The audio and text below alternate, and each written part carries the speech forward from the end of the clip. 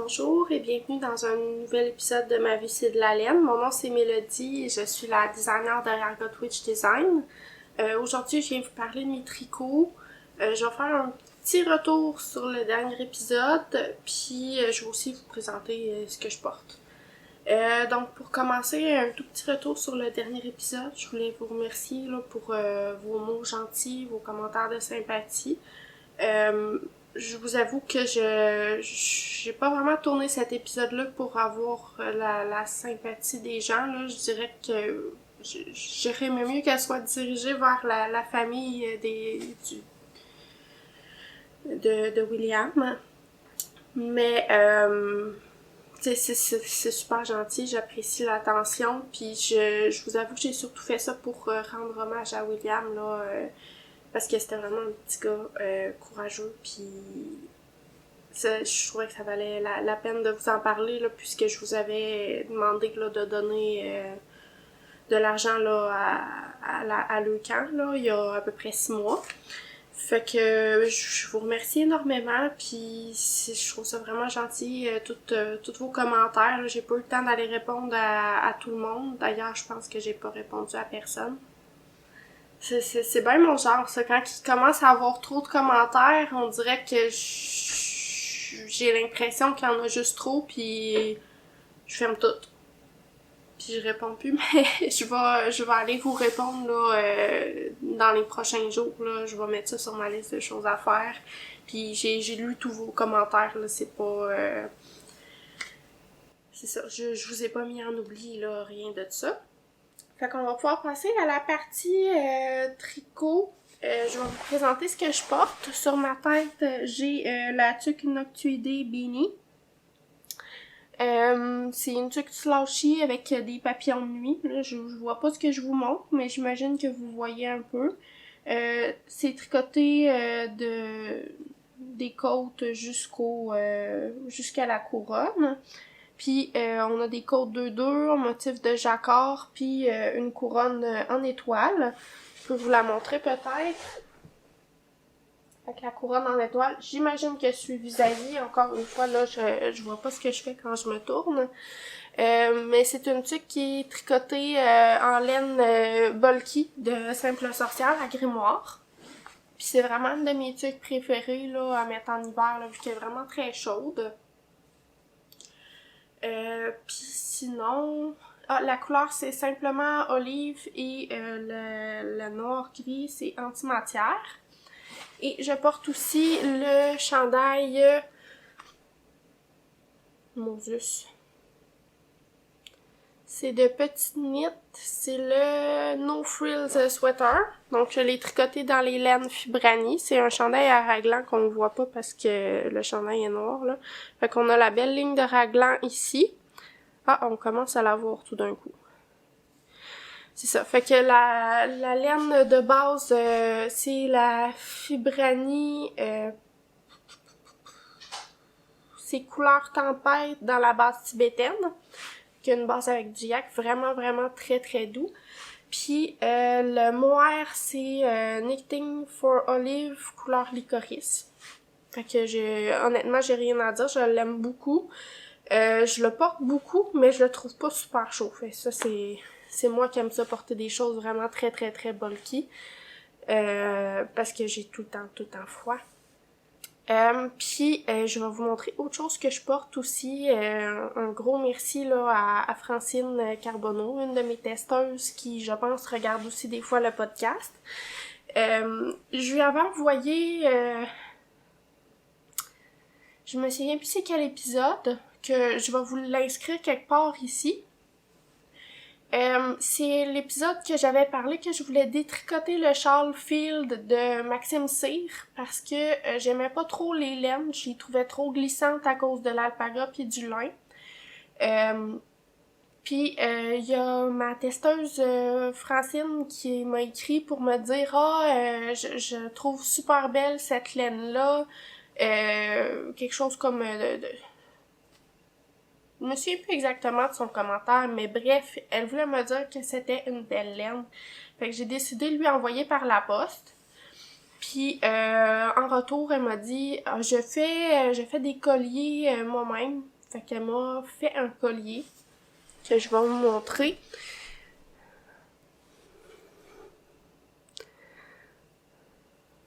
Il est vraiment, vraiment beau. Je sens qu'il est solide aussi. Avec une petite chaînette en cuir. Puis la pierre au milieu, c'est une obsidienne neige. Vraiment, j'avais vraiment l'impression qu'elle tombait au bon moment là quand je l'ai reçue, puis ça m'a fait un énorme plaisir là. Moi, les choses qui sont faites à la main, j'ai tout le temps un gros coup de cœur là, fait que merci Francine si tu regardes ça, puis si jamais t'as une entreprise, je sais pas, je pense pas, j'ai pas vu ça passer en tout cas. Si jamais t'as une entreprise de fabrication de bijoux comme ça, écris-le en dessous puis je vais pouvoir en parler au prochain épisode là pour que les gens puissent aller voir ce que tu fais aussi là, parce que je le porte tous les jours là depuis que je l'ai reçu. Fait que merci encore Francine là, pour ce cadeau là. Puis, je pense qu'on est rendu à parler de mes projets en cours. Vous allez voir, j'ai pas fini grand-chose, puis j'ai pas été très diversifiée là au cours des 2 dernières semaines. J'ai travaillé énormément sur, en particulier, un projet.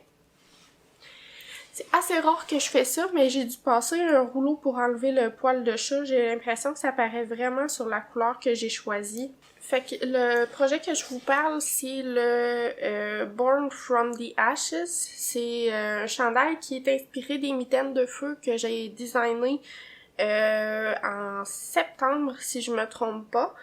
Les mitaines de feu, c'est un motif, c'est des mitaines sans doigts avec un motif de jacquard. Je les ai pas avec moi parce que je les traîne dans mon sarrau.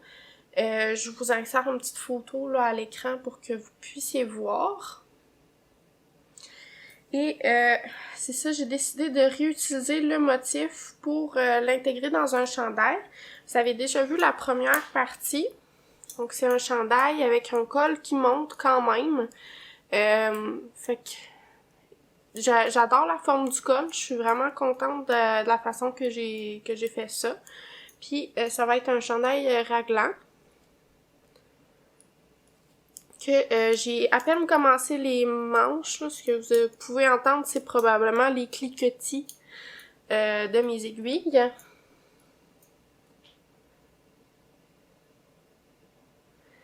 Puis j'ai l'impression que la lumière est...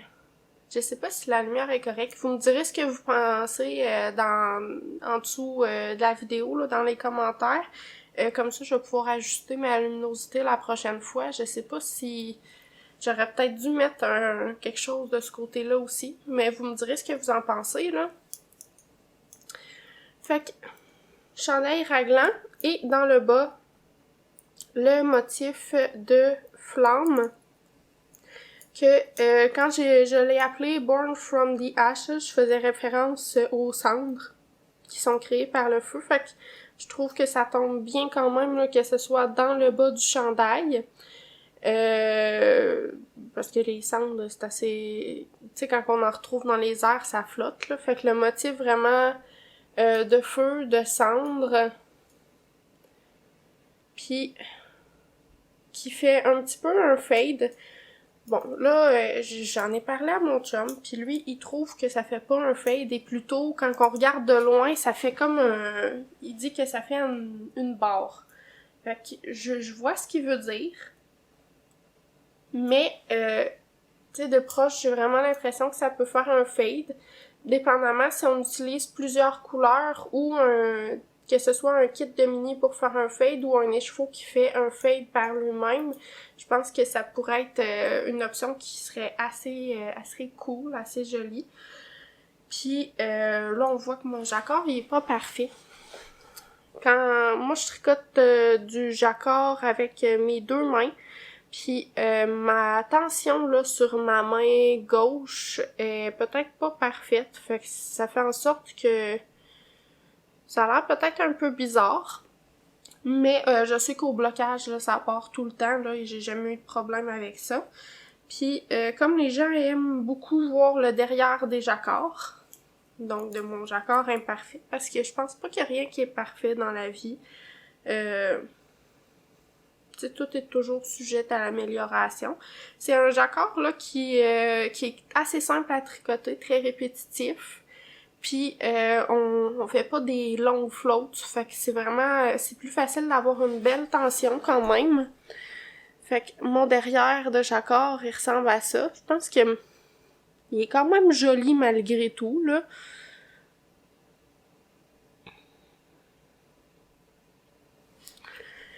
Puis je l'ai essayé, puis je l'aime vraiment beaucoup, là, comme je vous dis, il est pas bloqué, fait que, tu sais, les côtes, ils vont s'assouplir aussi, là, et le jacquard, d'ailleurs, mais j'ai l'impression, peut-être, il fait une petite bosse ici, là, quand je le porte, mais c'est normal, c'est ça, il est pas bloqué, ni rien.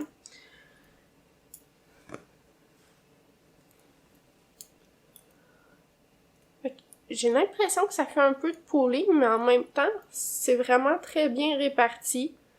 Puis je trouve ça vraiment joli. Je sais pas si vous voyez là justement le pooling ici là dans les côtes, mais la laine grise que j'ai utilisée, c'est la sauvage non teinte de Simple Sorcière. Puis c'est ça, elle est non teinte, mais il y a quand même du pooling. Fait que c'est intégré à la laine. C'est pas juste le fait d'être teindu là à la main qui fait en sorte que il y a des variations. C'est aussi la base là qui est pas unie à 100%, là, qu'il y a des variations en elle-même. Fait que c'est normal quand on achète cette base-là qu'il y ait des petites variations. Et la couleur principale, c'est la antimatière grunge. Donc, grunge, c'est-à-dire que ça a été teint sur cette base grise-là. Et c'est le noir qui a été ajouté par-dessus. Puis, j'ai pas mal travaillé monoprojet là, sur ce projet-là depuis que j'ai commencé. C'est-à-dire dans les 2 dernières semaines. Puis, c'est ça, j'ai l'impression que ça va se poursuivre parce que j'ai hâte de finir les manches. J'ai un autre design en tête là pour le festival Twist. Enfin, donc celui-là, il sortirait au festival de la Petite Laine en fin septembre, début octobre prochain. Fait que je vais le faire éditer, tester là au courant de la fin de l'hiver, début de l'été. Bref. Et c'est ça, j'aimerais ça le finir assez rapidement parce que j'ai un autre design là à lancer là pour le mois d'août. Puis je trouve que le processus pour moi est quand même assez long. Quand on calcule les mois que ça prend, si je finis le design surprise de Twist, que je vous ai pas encore parlé, faudrait que je finisse de le tricoter en février. J'ai pas encore commencé. Fait que je suis un petit peu dans le jus. En mars-avril, je laisserai le temps à ma tech éditrice de l'éditer. Fait que mon but, c'est pas de rusher les gens autour de moi. Fait que c'est pour ça que je veux les faire autant d'avance. C'est peut-être bizarre de regarder ça à l'écran autant d'avance, mais le fait que je me prépare comme ça fait en sorte que ma tech éditrice, au lieu de faire le travail en une semaine, puis elle a quasiment pas dormir et elle a un autre job aussi, là, même plusieurs autres jobs. Fait que c'est sûr que de laisser 2 mois pour réussir à éditer mon patron, ça serait le best là selon moi parce que tu sais c'est un humain là, c'est pas un robot non plus. Puis après ça, fait que février je finis, mars, avril je le fais éditer, mai, juin, juillet je le ferai tester. De laisser une période de 3 mois pour le test, je pense que ce serait raisonnable là, pour que que les grandes tailles aient le temps de tricoter aussi, c'est important pour moi. Puis, il me semble que le festival Twist, c'est au début du mois d'août. Fait que juste le temps que je réussisse à faire les dernières corrections, envoyer la version finale à ma tech éditrice qu'elle fasse un petit check rapide. puis que moi je fasse mes versions imprimables, là, parce que j'ai quand même il faut quand même que je les formate, là, parce que je fais des petits livrets que je trouve vraiment cute, que je pense que ça vaut la peine que je passe du temps pour faire des petits livrets aussi. C'est le fun à feuilleter, c'est le fun à acheter, puis je donne toujours la version Ravelry aussi, si jamais vous avez envie de vous réimprimer des copies à la maison, là, parce que vous avez échappé votre café dessus, par exemple. Ça serait totalement mon genre. Fait que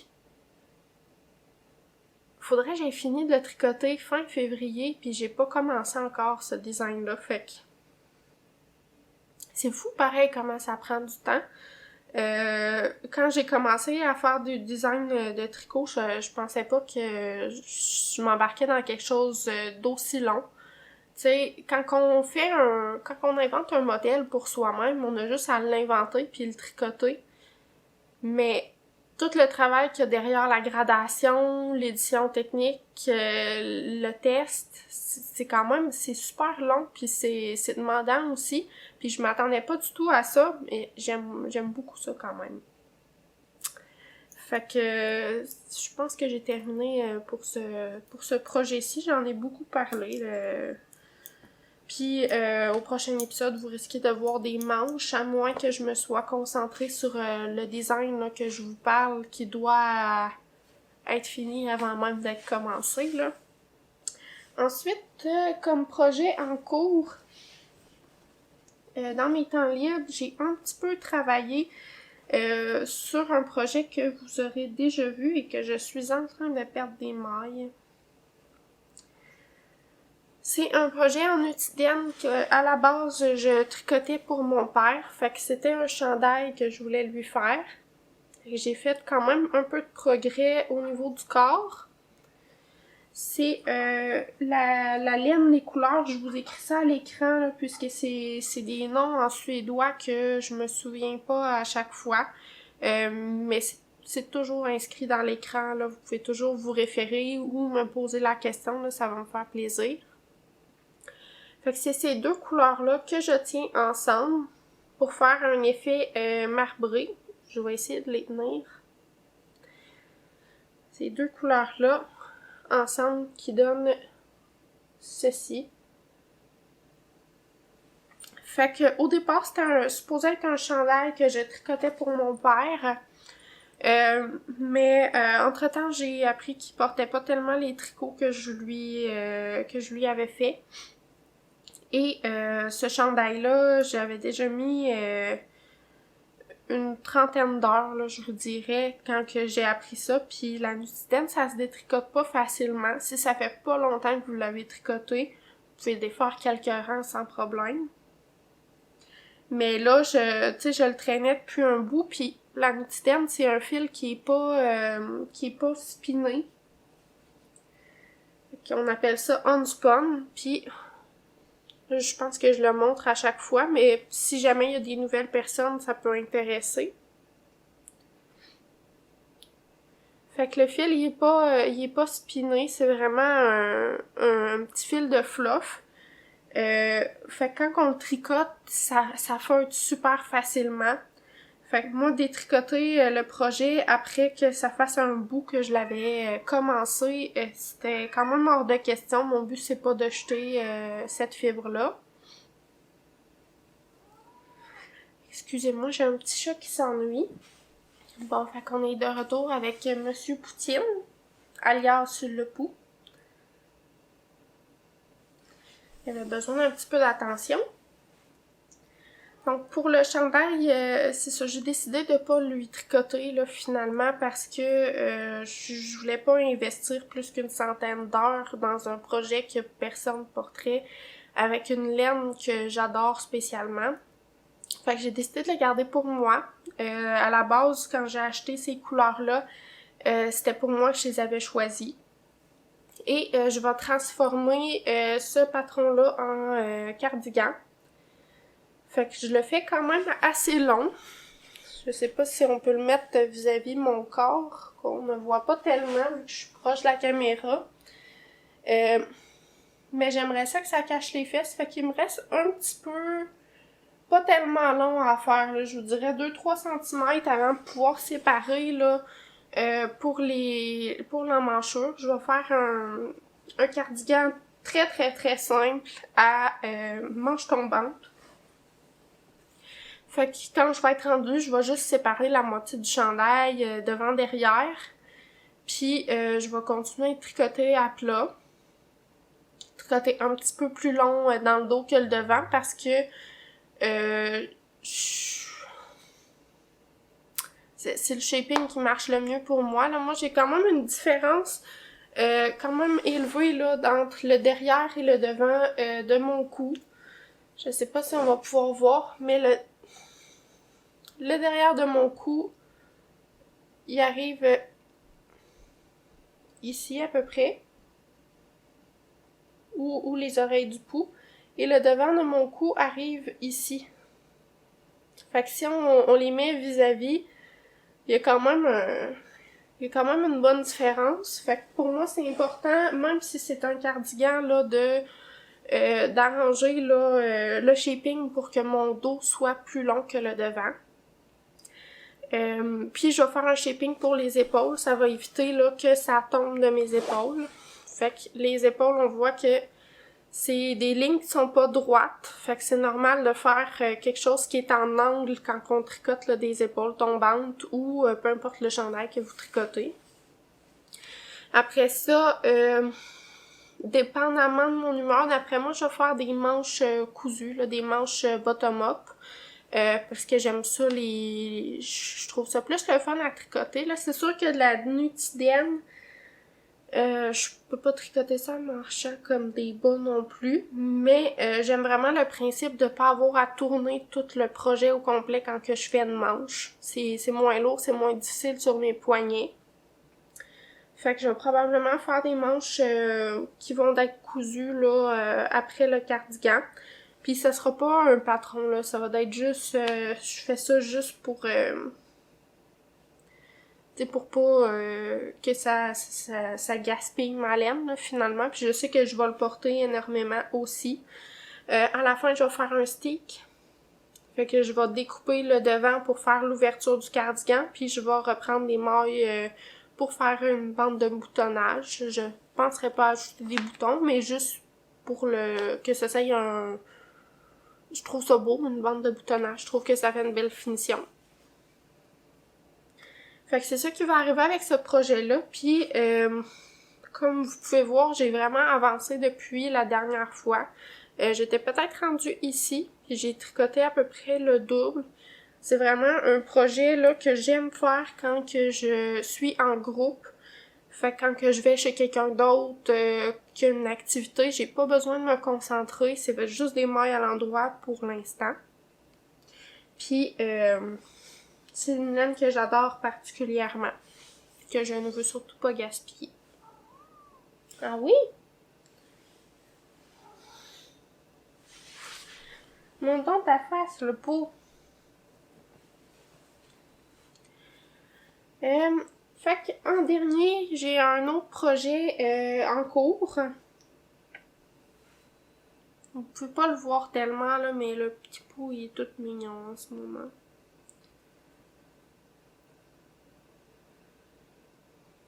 Oui, un beau petit pot. Il nous offre des ronrons. Ne tombe pas, là. Fait qu'hier, comme je vous dis, je me concentre énormément sur mes designs en ce moment. Fait que j'ai pas vraiment le temps de tricoter sur mes autres projets en cours, mes autres projets personnels. Et hier, j'ai eu une envie de castonner parce que j'avais envie de me changer les idées. Et j'ai pas vraiment eu le temps d'avancer beaucoup. C'est un projet qui était sur mon Make 9, c'est Choose Your Own Adventurer Socks. C'est un patron inspiré de Donjons et Dragons. Donc j'ai commencé à faire la pointe des orteils.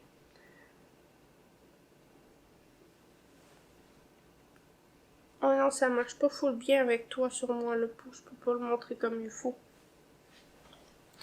Fait que j'ai commencé à faire les orteils. C'est une technique que j'ai pas vraiment eu la chance de pratiquer auparavant. La façon que les orteils sont faites, c'est qu'on commence à plat. On tricote quelques rangs, puis après ça, on va reprendre les mailles tout le tour pour pour commencer à tricoter en rond.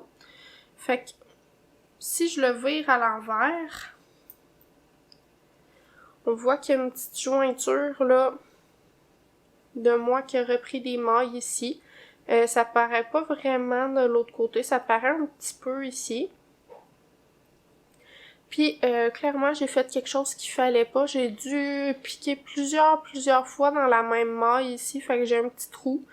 Quand je vais rentrer les fils, je vais essayer de le faire disparaître.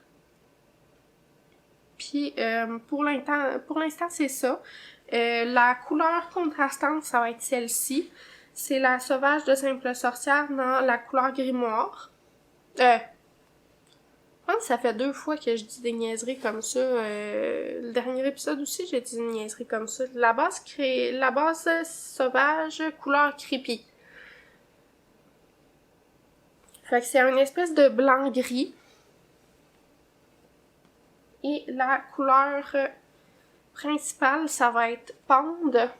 C'est la couleur qui venait dans mon calendrier de l'Avent, le 100 grammes du calendrier de l'Avent de Grenouille Co. Fait que la couleur est super jolie. Il y a des petites variantes. Ça va être ma couleur principale. Et d'un côté, j'ai choisi que j'allais faire le motif pour le maître du jeu. Et de l'autre côté, je vais faire le motif pour le barbare. Fait que d'un côté, c'est un D20. Un petit dessin d'un D20. Fait que c'est un motif au jacquard. Puis de l'autre côté, ça va être le motif barbare, qui est un motif une hache double, là, une hache qui a des deux côtés.